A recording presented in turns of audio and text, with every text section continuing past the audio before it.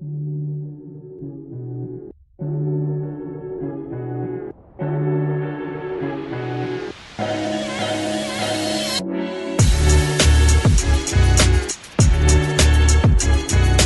tudo bem? Esse é o podcast do Publish News. Conversamos aqui toda semana com pessoas que fazem a diferença no mercado editorial e livreiro.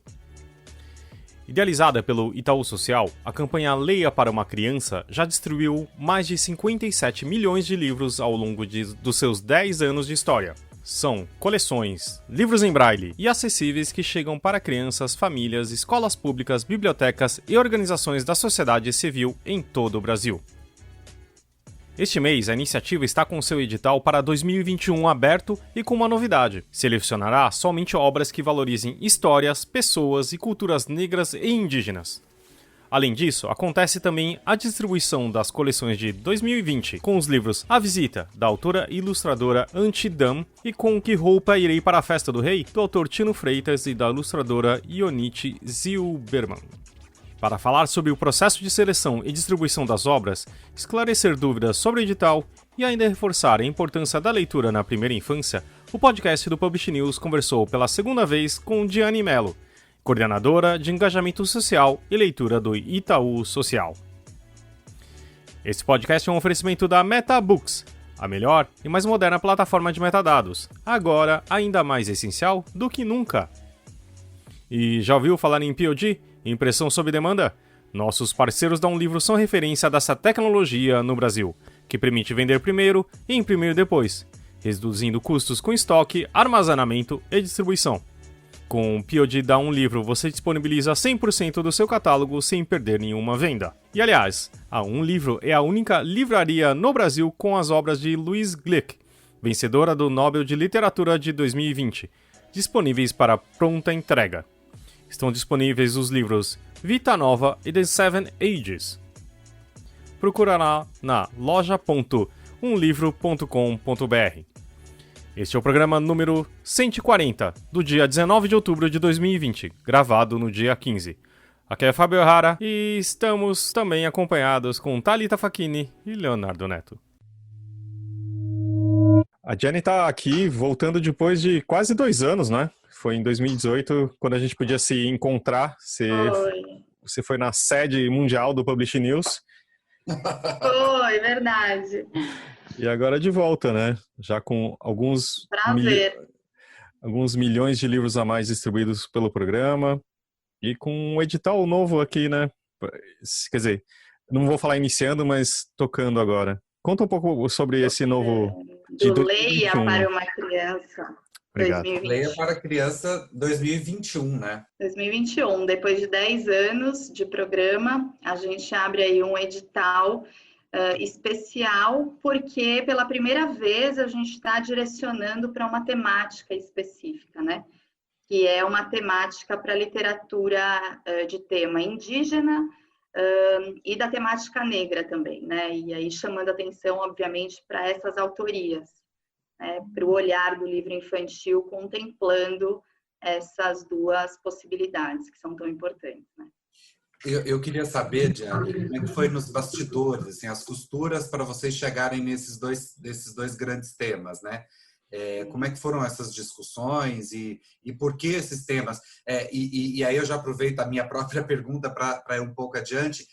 Será que nos próximos editais cada um vai ter um temário específico? Então, a gente sempre teve, né, essa questão da equidade como um valor para todos os programas do Itaú Social. A gente sempre persegue essa questão que a gente acha que é fundamental, né? Primeiro, distribuir livros, para quem a gente distribui e quais são esses livros que a gente está fazendo chegar para essas crianças e para essas famílias, né?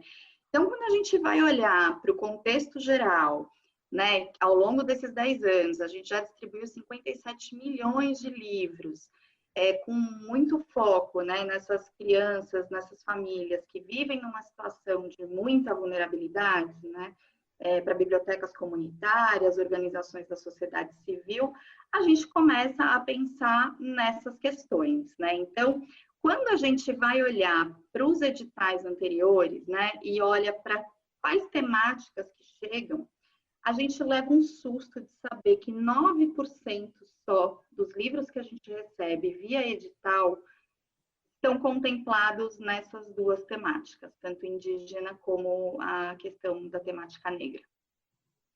E aí a gente sempre fica pensando, né, ao longo dos processos do edital, então da triagem, da comissão nacional, quais são os livros que a gente fala, nossa, esse livro é muito legal, porque trata dessa temática, porque traz a representatividade do nosso povo brasileiro, né, Leonardo? Então, acho que a gente tem também essa característica de ser um programa para a primeira infância, mas que seja um programa que vá além dos contos de fada, por exemplo, né, de situações de narrativas que sejam muito distantes das nossas crianças brasileiras. Então, 9% a gente achou muito pouco, né? Então, é por isso que veio essa vontade de, para 2021, a gente ter um edital específico, né? Porque aí as editoras vão ter que mandar livros que estejam daquela temática. E a gente sabe que tem muita coisa boa no mercado, né? Que às vezes não chega no edital.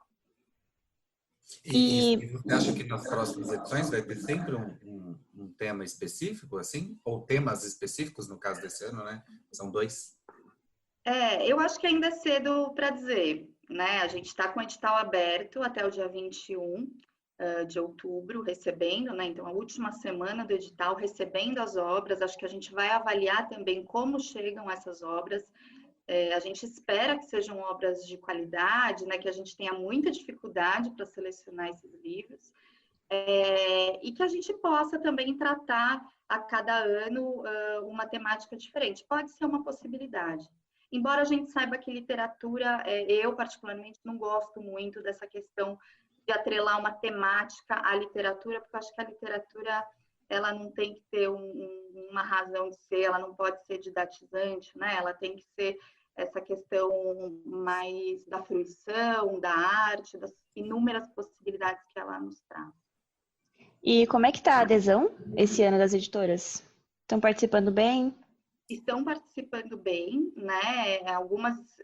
Muitas dúvidas que são naturais para um processo novo, mas estão participando bem, sim. A gente já está com um número comparado aos anos anteriores, com um número bastante próximo. Então, acho que essa última semana, como sempre, os editais, né? A gente sabe que todo mundo deixa para a última semana, para os últimos dias. Então, a gente precisa incentivar aí para que todos consigam colocar os seus livros, né, no edital. E, Diane, eu queria voltar para a questão do tema, né? E eu fiquei numa dúvida. O tema o tema. O que é que vocês estão procurando? São autores negros e indígenas ou livros com temática indígena? Só para deixar isso mais claro. Se é o tema ou se é a autoria? Ótimo. Então, o edital ele está aberto para as duas frentes, né? Tanto o tema como a autoria. Mas é claro que a gente, sabendo, né, desta produção da literatura indígena, cada ano, né, a gente vê mais autores, a gente vai dar uma preferência para os autores, tanto os autores negros como os autores indígenas também. Mas é claro que a literatura indigenista ela é muito bem-vinda, né? A gente já teve alguns livros no Leia para uma criança que falam da temática indígena, inclusive o último, o Tupi que você fala, né, que é do Cláudio Fragata e do Marcelo, ou do Maurício Negro, são livros que fazem parte desse repertório, né, que é importante para a criança. Mas a gente também quer dar destaque para as autorias. Então, uma coisa não exclui a outra, mas a gente gostaria que os autores se inscrevessem.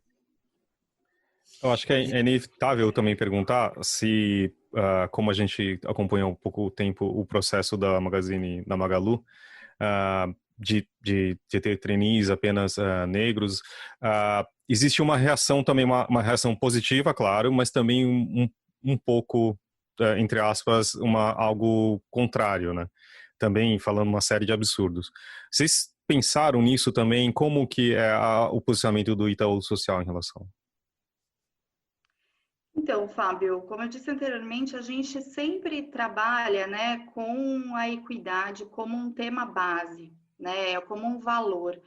Então, o Itaú Social ele atua com 2 pilares, né, um para a melhoria da educação pública no Brasil, focando na formação de profissionais da educação, e também no fortalecimento da sociedade civil, olhando para as organizações sociais, para as bibliotecas comunitárias, enfim. Então, a gente sabe, né, que tem vários programas nossos que vão trabalhar com essas questões das desigualdades, né, educacionais, mas a gente também sabe que a raiz dessas desigualdades, elas estão muito nas questões étnicas e raciais, né?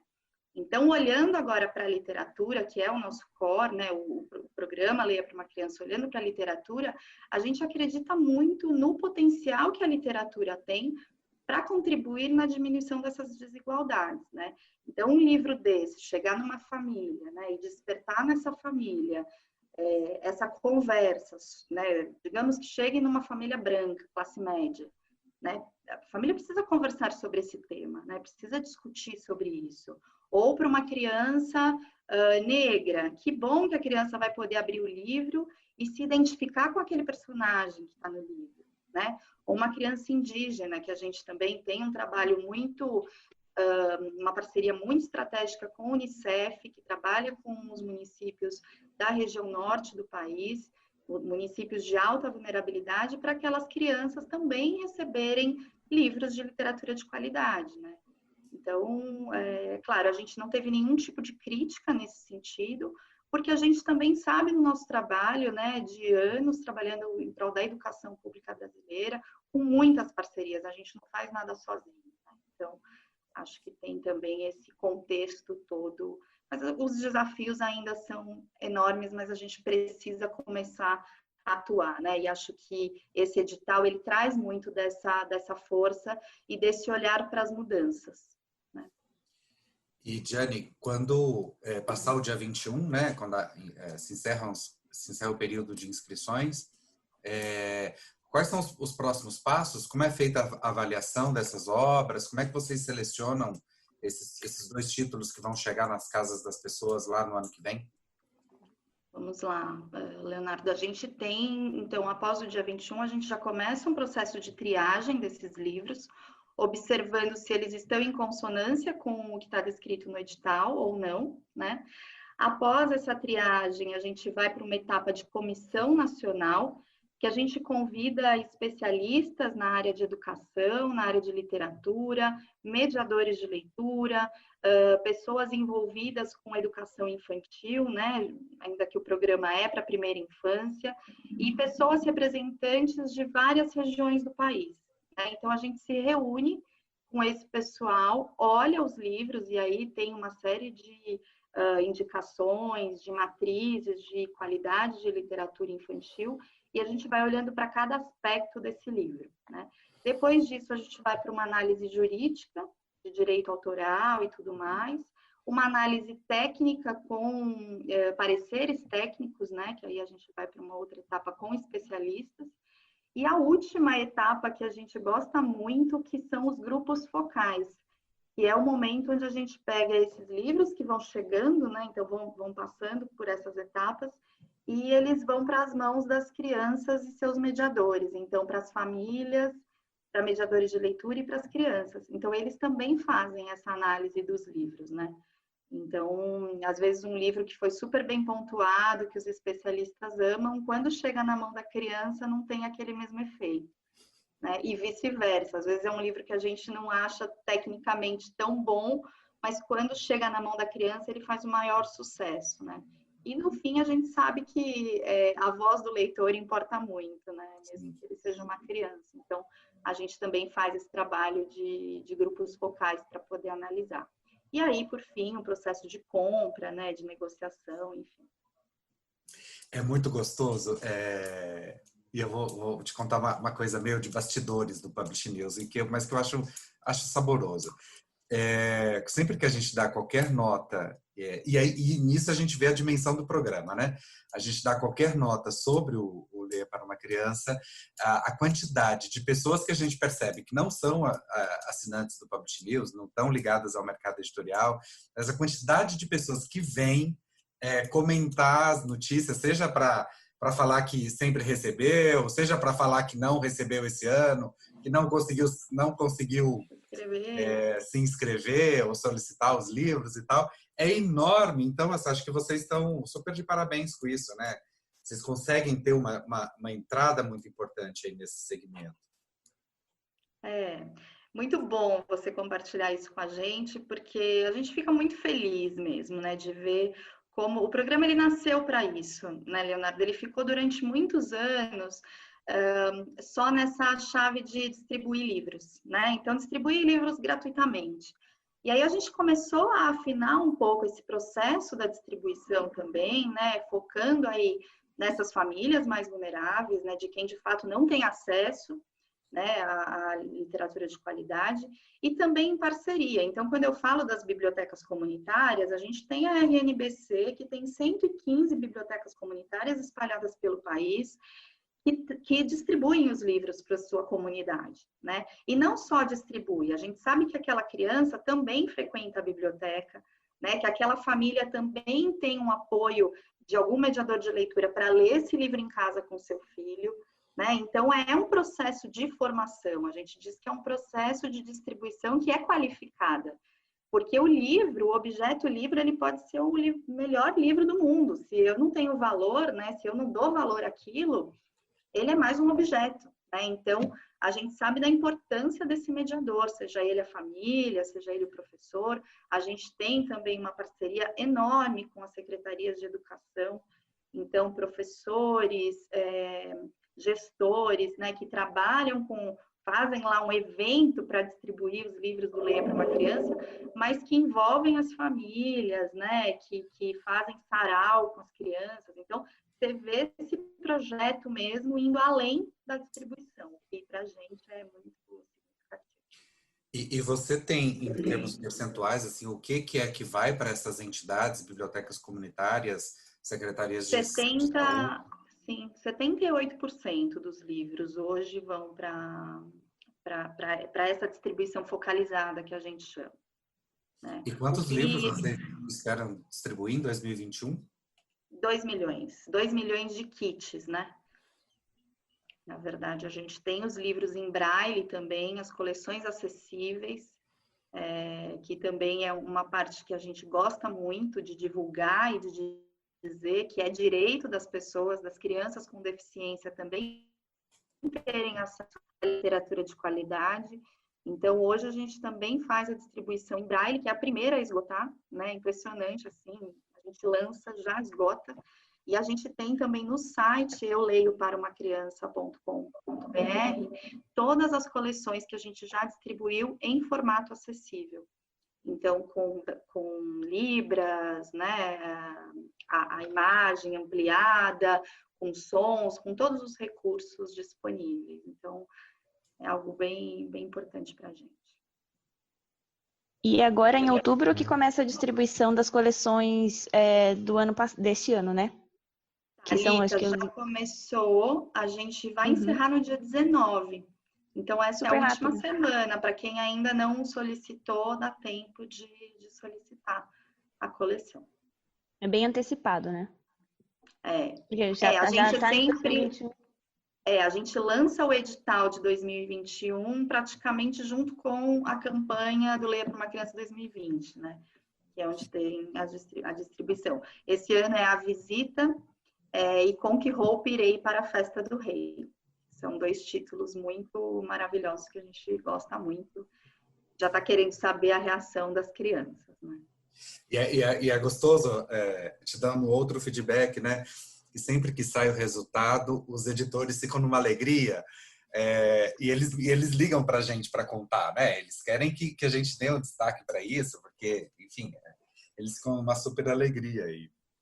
E para dar conta de todo esse trabalho, né? Quando você falou que quando vocês lançam o edital de um ano já e começam a já distribuir o do ano corrente, você tem uma equipe de pessoas para fazer isso? Quem é que trabalha aí com vocês? Quem são essas pessoas?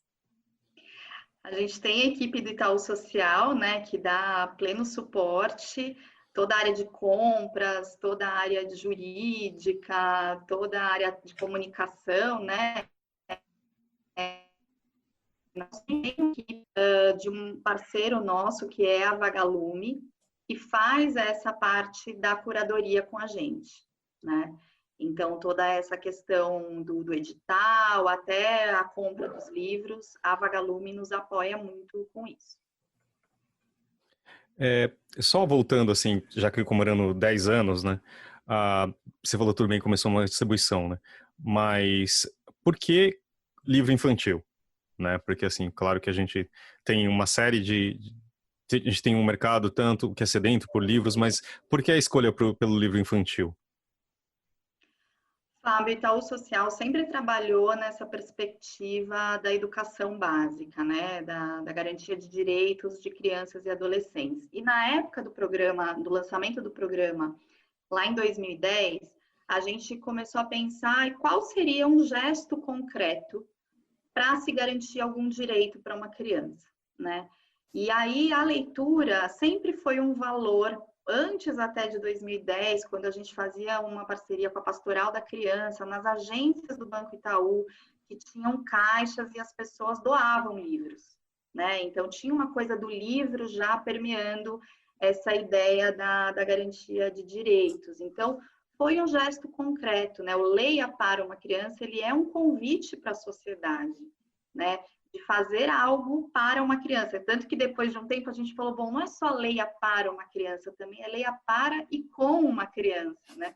Porque a gente também faz essa análise de que a criança é um interlocutor ali que, né, tem as ideias, que quer discutir junto com a gente o tema, e por isso a gente envolve a criança cada vez mais nesse processo.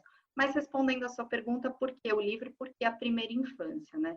Então, além de ser um gesto concreto de procurar garantir esse direito a todos, né, à literatura, começando na primeira infância, a gente fez alguns estudos sobre os impactos da leitura na primeira infância.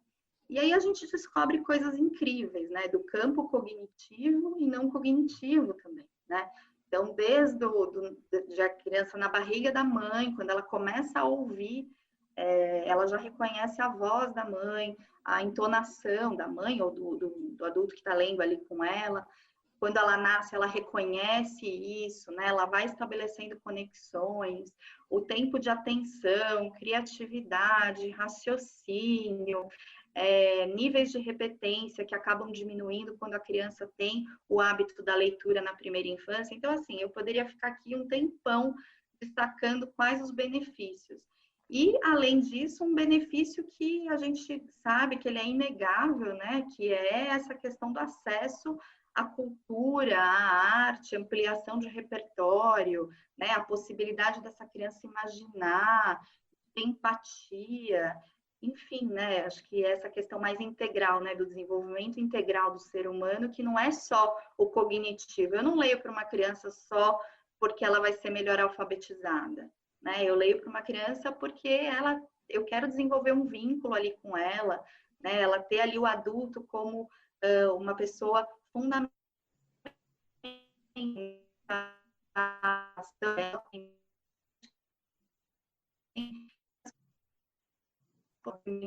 um período ideal para a gente trabalhar na formação de leitura. E, Diane, você, além dos livros, né, vocês dão alguma orientação para os pais para como fazer essa leitura, algum tipo de informação deles como mediadores dessa leitura, desses livros?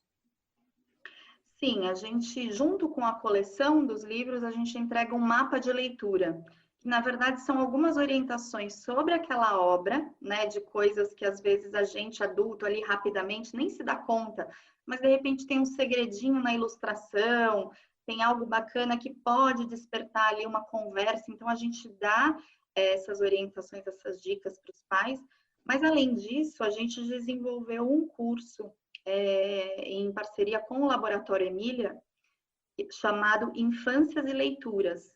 Ele está disponível no polo.org.br, que é a nossa plataforma de formação. Esse curso, ele era para ser um introdutório sobre mediação de leitura, voltado para famílias, para educadores, para professores da primeira infância, e ele é um curso super completo, assim, né? A gente consegue pensar quais livros, o que é literatura de qualidade. Então, a gente fala um pouco desses critérios que a gente usa no edital, inclusive.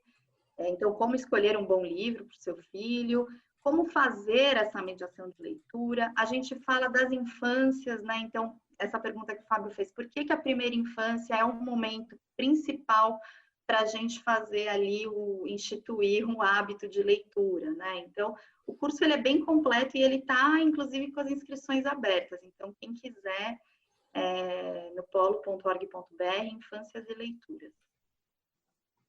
E o ano passado vocês ganharam o Prêmio Jabuti, na categoria Incentivo à Leitura.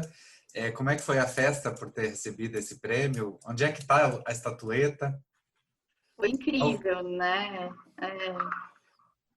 A estatueta está lá na fundação, eu tenho uma com muito carinho e a outra está lá na fundação também, é um motivo de orgulho para todos nós que estamos no projeto ao longo desses 10 anos.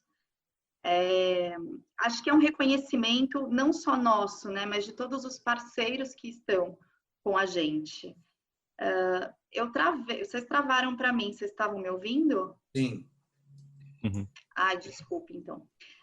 Mas, assim, falando sobre o Jabuti, acho que foi um reconhecimento, tinham projetos muito incríveis concorrendo com a gente, né, inclusive de parceiros nossos, né, o Litera Sampa, que faz parte, né, da Rede Nacional de Bibliotecas Comunitárias, que faz parte do programa Prazer em Ler também, isso só para citar um deles, mas eu acho que foi um grande reconhecimento e um presente nesses 10 anos, sabe, de projeto, do quanto que a gente evoluiu nesses anos todos, não só pela distribuição, né, e pela capilaridade que a gente tem, mas um pouco para trazer esse assunto à tona, né, de que outros parceiros também acabam trabalhando com a questão da leitura na primeira infância, se juntando a nós, justamente por acreditar nesse momento como algo principal e fundamental na formação dessa criança. Eu acho que é isso. Jane, tem mais alguma coisa que você gostaria de comentar também que a gente não abordou aqui? Não, acho que falei de tudo. Como sempre, o papo foi ótimo. Com certeza, obrigado aqui. Então, vamos agora para as nossas indicações. A gente lembrou a Diane que ela tinha que indicar. Eu sempre esqueço, mas hoje eu peguei um aqui. Então tá bom, já está preparada. Eu vou... Léo, você quer começar? Quem já tem? Ou se não, posso? Então vai lá você. Diane, deixa eu contar uma coisa. Eu estava de férias. Esse é meu primeiro programa pós-férias. Olha lá, bem-vindo. Férias assim que eu fiquei em casa como se eu estivesse trabalhando. Então, foi bem estranho. Mas, enfim, tirei uns dias de férias. E um dos motivos para eu tirar as férias, primeiro que eu estava cansado pra caramba, e segundo que eu queria botar em ordem minimamente as minhas leituras. E aqui, pelo podcast, diversas vezes um livro foi indicado e eu resolvi pegar esse livro para ler, que é o Torto Arado, do Itamar Vieira Júnior. É um livraço. Você também indica ele? Nossa, que coincidência! Para quem está ouvindo, aqui a gente está nas câmeras e eles estão mostrando a mesma capa do livro, tá? Livraço. Recomendo. Indicação dupla, e sem querer ainda. Viu, gente? Produtores de cinema, atentos. Então, Diane, continua então com a indicação. Torto Arado, Itamar Vieira Júnior, maravilhoso, forte, profundo, acho que um cenário aí das nossas raízes, dessa narrativa que constrói o nosso país. Então, lindíssimo, super dica. Isso aí, fechamos. Toca aqui. E você, Thali, qual que é a sua indicação? Essa semana eu trouxe a minha irmã aqui para indicar, porque ela falou para eu assistir uma série que eu não indiquei, que eu não assisti, no caso. E aí agora ela vai fazer a indicação. E eu tô vendo aí as pessoas comentando que a série é boa, aí eu deixei ela fazer a indicação no meu lugar. Calma aí que ela vai falar. Mas ela não quer aparecer, claro. Assim, pra gente aqui, nós estamos gravando, estamos nos vendo, ela não quer aparecer. Pode falar, filha. Eu pensava que você ia indicar a sua irmã como indicação. Coitada, essa vai ficar pra próxima. Eu sou ótima em indicações em séries. Só fala. Mas enfim, a série que assisti foi Ratched, E, tipo, é uma série que tá super em alta, tem bastante gente comentando no Twitter e tudo mais. É uma série inspirada na personagem, na enfermeira de Estranho no Ninho. E, tipo, é uma série muito boa. Continua. Tá na Netflix a série? Sim, a série tá disponível na Netflix. E, tipo, tem as cenas são muito bonitas. A fotografia. A fotografia, isso. A fotografia da série é muito bonita. Eu adoro a Tamires, mesmo conhecendo tão pouco. Obrigado, Tamires. Obrigado, viu? Parece que a Thalita tá falando com ela mesmo, porque as vozes são parecidas, inclusive. Eu Então fica... sabia que vocês iam falar isso, mas tudo bom, tudo bom. Eles falam assim que a nossa voz é muito parecida. E a gente sabe que a voz é parecida, mas tudo bem. Enfim, complementando a indicação dela, ela estava me explicando que cada parte da série tem uma fotografia diferente. Por exemplo, quando fala dos pacientes, é uma cor.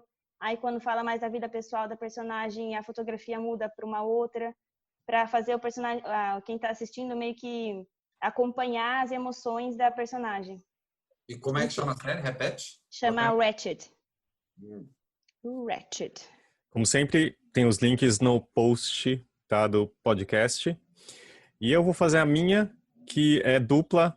É um podcast que chama Song Exploder. Desculpa, vai ser em inglês, mas é bom para dar uma treinada aí.